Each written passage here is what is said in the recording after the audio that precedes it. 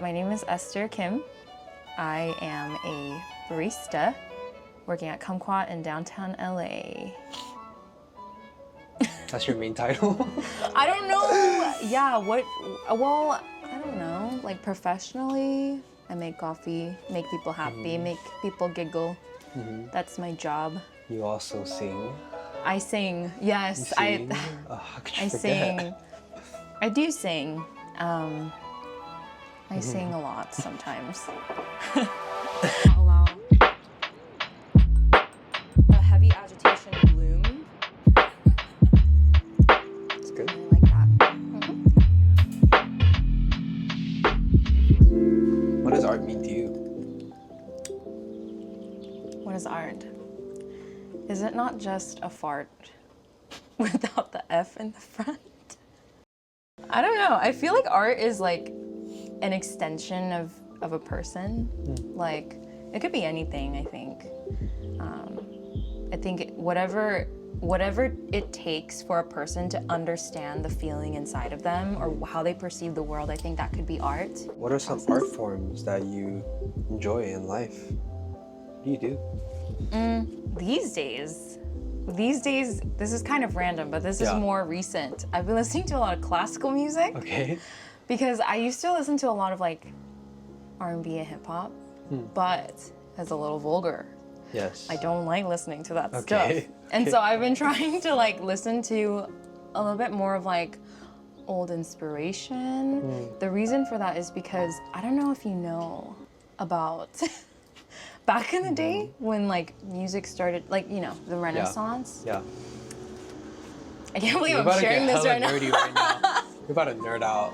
She's No, gonna nerd like out. during the Renaissance, Okay. like people were dying. Like it was tough out there. Like kids were dying. Why are you laughing? So people were dying and like it was hard to live past a certain point, and then like people were falling in love with each other but they can't be with each other. Like it was just terrible times. And then suddenly you get these geniuses coming out with these like beautiful melodies that we can't even recreate. I honestly feel like back then it was like just so raw. Like you didn't have your iPhone, you didn't have TikTok, you didn't have all these things, and these people are just expressing themselves in such a pure way. So when you hear how like Chopin writes his stuff, he's telling a story. And like I think a lot of people when they listen to classical music, like they've become like kind of like background music for funny things or like you know other things, but then if you really listen to it, like I just start crying. Like it's so beautiful, like, and it's just I can't believe I get to listen to it. Like such a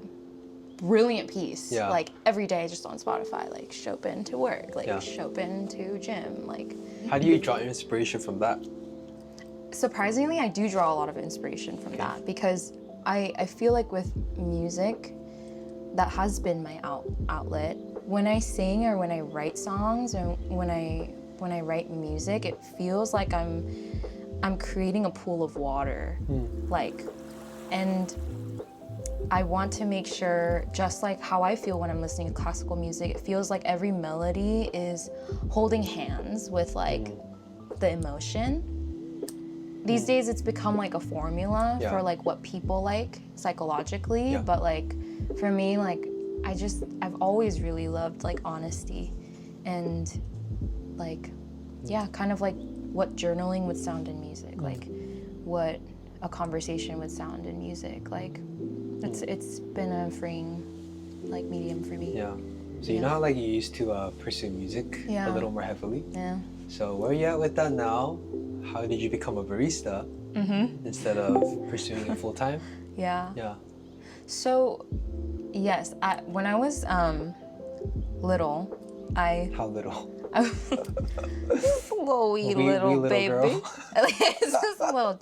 When I was around 14, 15 around, I auditioned for this Korean show called K-pop Star. Wow. I just wanted to feel something. Yep. You know, because I was in my dinky like one-room apartment with, you know, my mom and my brother, and we were just hanging out, and I was like, I don't know, like I want to go to Korea. I want to see like if there's other opportunity. Like I've never gotten voice lessons because my mom couldn't afford it. But but I just wanted to see if this could be like a possible like fun journey, like to discover whether I am gifted in this area or if I just grew up like playing worship music in church. And so it opened up for me, and then my life completely changed just as a result of me spending that like high school time like going to Korea and like doing music and stuff. How far did you get? I knew you'd ask this question. I was top 6, baby. Wow. Yeah. You know, I was looking at some of your old performances. I was 15. Dude, you were singing some sad songs. I was How really are you emo. only singing Sam Smith? Dude, I was So sad. depressing. You should have seen me lead worship. I was singing, lead me to Dude, the that's cross. funny. I was emo, okay? Yeah. But I had a sad upbringing. Well, no, I wasn't sad, but I was emo. I was very melancholic. After K-pop star, what happened? Something crazy happened, and it worked out where I got a place to stay in Korea, and I was working under like an entertainment agency for a little bit. Yeah, I was there until I was like 19, and then I flew back when I got my green card. Yeah. You continue to pursue it after? I didn't. I Why? didn't really. I don't know, you know, when like people or like musicians, they'd be like, yeah, I can't, I just was thinking about this melody and I had to like put it in my Logic Pro and like make a music. Like I couldn't do that for some reason. I always felt like for me, there was some kind of superficiality about it. And, like if I was as skilled as like Jacob Collier and like that was life, like I would like, you know, mending harmonies and like stacking them, and I would freaking do that all the time. But I didn't professionally learn music, and so I think that really set me back because I was at an age where I wanted to make some kind of like income, which then that kind of drew me into coffee, because before I went to Korea, I actually met with Luke Jung, who is a coffee roaster. He, you know, took me in under his wing, and he was like teaching a lot of like younger souls who wanted to learn about coffee. And so I took that knowledge, and when I came back after getting my green card, that's when I just started to find a place to work. Yeah. And then that's like, I've been in the industry for like 9 years now. Wow. Okay, so leading from that till now, what did you just do a couple weeks ago? I knew you would ask those questions. What happened a couple weeks ago? So I competed in the April Brewers Cup. Yep. It was great. It was a great time. Then what happened? I don't. You really want to say it? You make me say it with my mouth. Loud and proud. That feels so strange. I won. You won. No biggie. No biggie. You just won. But we were having a conversation before you went up. We did. It was actually a really good conversation. And you were kind of sharing why you were competing, right? Do you want to share with the people why you're competing, what your vision is, what your goal is? Yeah. So to me, I never found like true joy or fulfillment in like an accolade or like a title or an achievement, but I understand that's kind of like how the world works, right? Sometimes like you work really hard, and then sometimes the papers show for it. And for me, like, I want to pursue excellence in coffee. Like, a lot of people know me as someone that sings, but like, coffee is a big deal to me. Like, I fell in love with it when I was young, and it kind of came at a similar time when I started pursuing music, and it is also my baby. And I wanted to do this so that eventually I can gain the courage to compete in the real thing, and also have more access to people. And I feel like what that grants, like when I am in the room full of people who are also excellent, like I just want to be able to share with them like, hey, like this is something I do, like not to, you know, gain any like status for myself, but I want you to know that like there's more to life than just this. Like remembering that when you're making coffee, like how sad would it be if you just made it for yourself? You know what I mean? Exactly. Like this is all to share with people. Exactly. And so I really want to bring that message out there, kind of like reminding people that like it's not just about the competition, but there's like people to love, and I want to show that as an example through my life, through my character, and who I am is just simply an extension of everyone around me who has loved me so well. But I want to create that culture and foster relationships with people that are outside of the States, and like I feel like being excellent in that area in coffee can grant me like access to those spaces. Yeah. Yeah. It's crazy you say that, because for me, like with peel stuff, I think the end goal is to ultimately like share, right? To share and to kind of like pause for a moment and also like appreciate like the actual moment rather than like you said, like the achievements or like what status it might give you.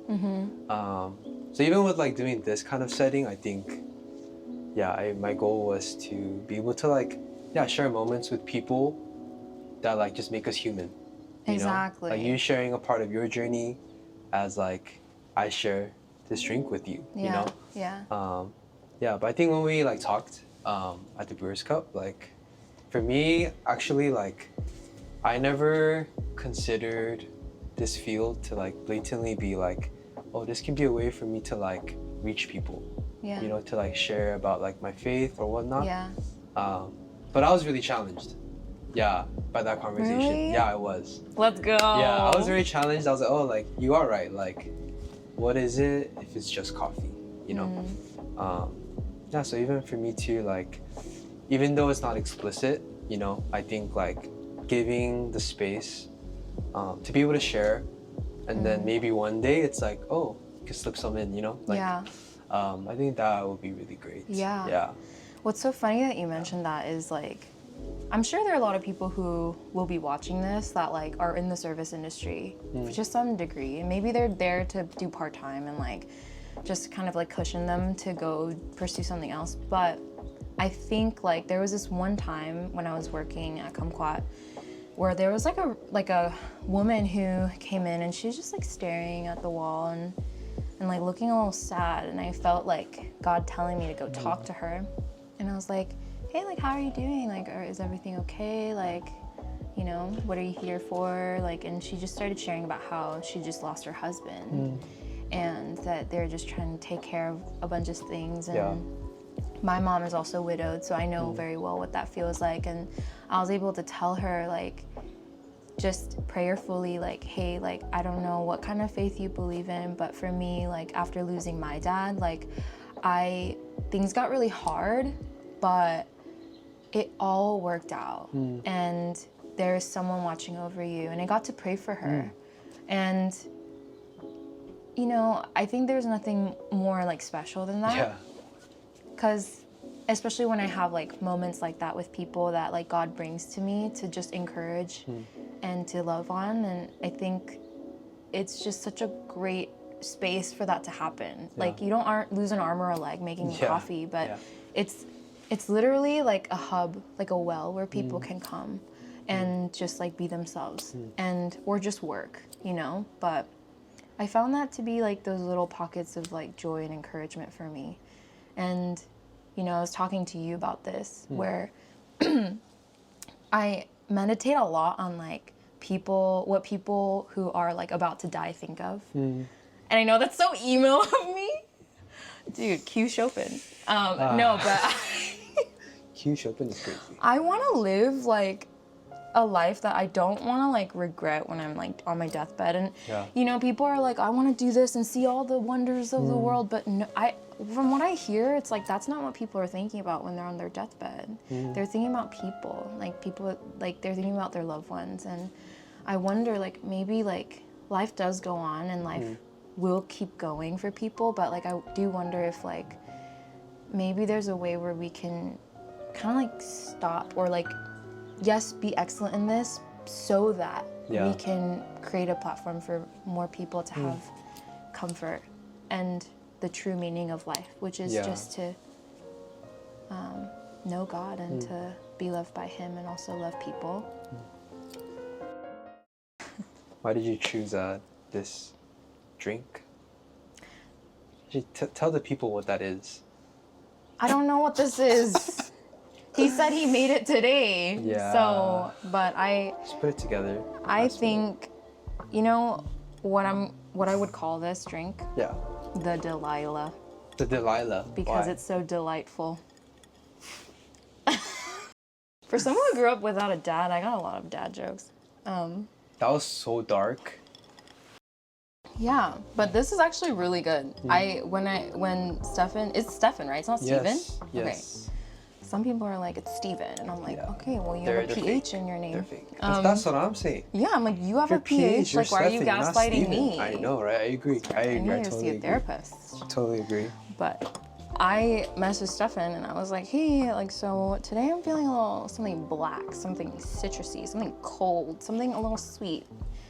And he was like, you should have told me yesterday. But I was like, I'm okay with anything. And so he just, I literally gave you anything.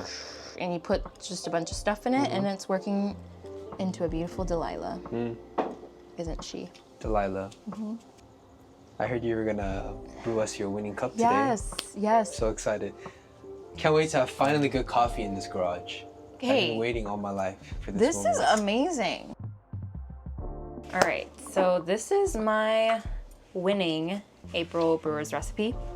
I actually played around with a lot of different recipes just because I wanted to make sure that, you know, the recipe that I'm using is consistent with all different types of coffees, but specifically, as you know, the April Brewer's cup was sponsored with coffee that was a little bit more on the developed side. Yes. This is a little bit darker. For sure. And I needed to figure out a way where I was able to control like my water, just so I can have like a more complex brew with a little bit more of like a hold on the bitterness or the roastiness. And for that, I use lotus dropper. So water prep was super important. I just basically used whatever water I had at home that was kind of distilled. So magnesium is a really important mineral in my coffee. I used the most of it for my water. I used about 4 drops of magnesium, and magnesium is essentially supposed to provide kind of like that complexity, bring out more of like the floral and red fruit notes in the coffee. And then I did 1 calcium and 1 potassium. You can honestly find this online. Am I selling the products, or I honestly have no relationship to Lotus, I promise. Maybe you should. Sponsor me. And potassium.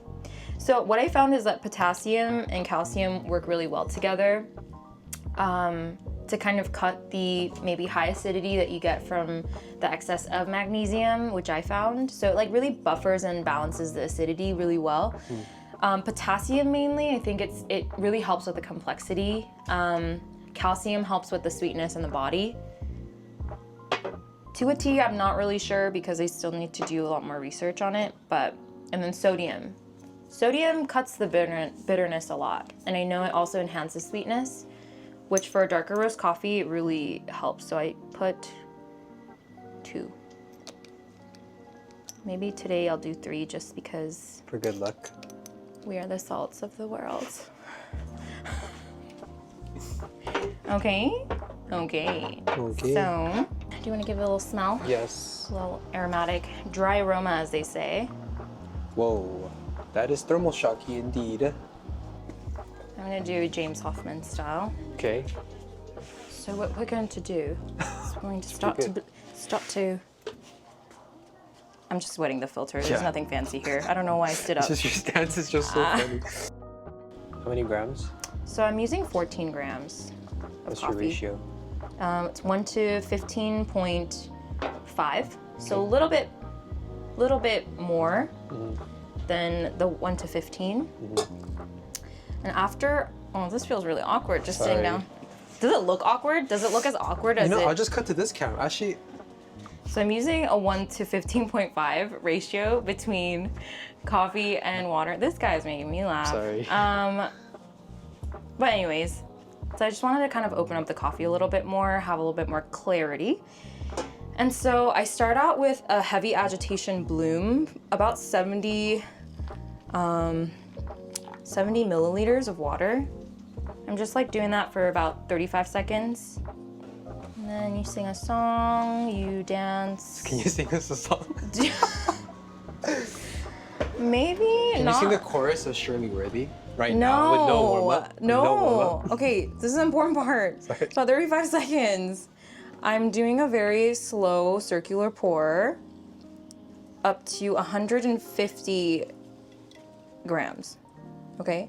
This is my favorite part. You go in the middle, you stay there. You stay there and you better not let the water drop too much. You better keep it there like your life depends on it. But you see how like the water crust like doesn't move up or down? Yes. I'm trying to like create this like immersion. I'm doing like a bootleg immersion where I'm kind of like allowing the coffee to just kind of sit in the water for as long as possible. And then that way like you get kind of like low agitation. The extra agitation can like kind of bring out more of that pronounced bitterness. But I kind of did that with the coffee just to kind of prevent all like the bad stuff from not coming out as much. Let's taste it. What's brew time? The brew time is about 2 minutes. Oh, so it's pretty fast. Very fast. What was like your rough grind setting? It's 34 clicks on the Comandante. C60. Around 800 microns for you nerds. Okay. You can use this cup. That's a cute cup. This one I can use this kind of coffee on the sides. Don't mind that. Just don't mind it. I gave you the clean one, so that's all that matters. So,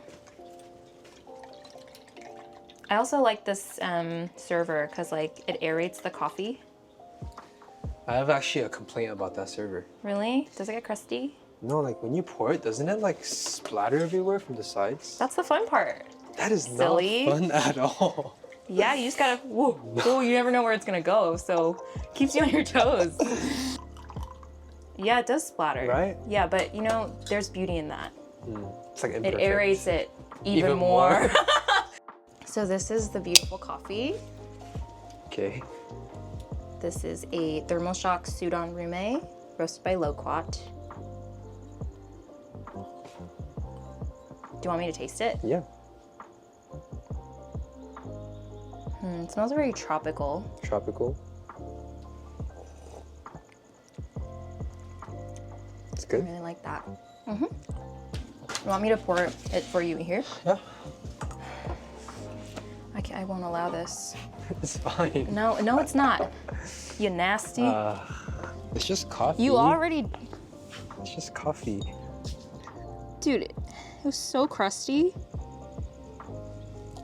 Wow. There we go.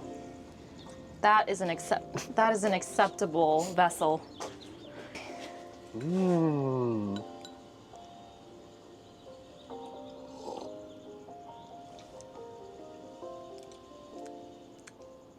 I like it. Whoa. Dang, thanks for tasting my coffee. Hey, it tastes great. I love it. Actually. Oh, really? Yeah. It's great. I don't know how to end this video, but Would you like to sing us a song? would you like to sing the song? Only if you harmonize. Because I'm not about... I'm a That's team player. I'm a crazy. team player. I'm not a team player. Oh, Yeah. that's unfortunate. You're having another pop-up. You really give the people what they want. Yeah. I think I might do something with Things Between. Okay. Yeah. They're having a 3-month-long residency Oh, at the Row. Yeah. So we're planning something end of May. I better see you there. Dude, I better see myself there. Yeah, I'm excited for the things you have planned.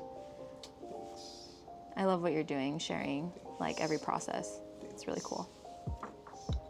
Okay, cut. Sick. Let's go. Let's go.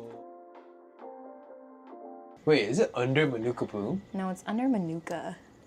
You gotta seek me out. No, I already listened to your song with that close up of your face. Hella artsy fartsy is like close up of your eye with that I like was blonde so strand. emo. I was so emo back It's then. good though.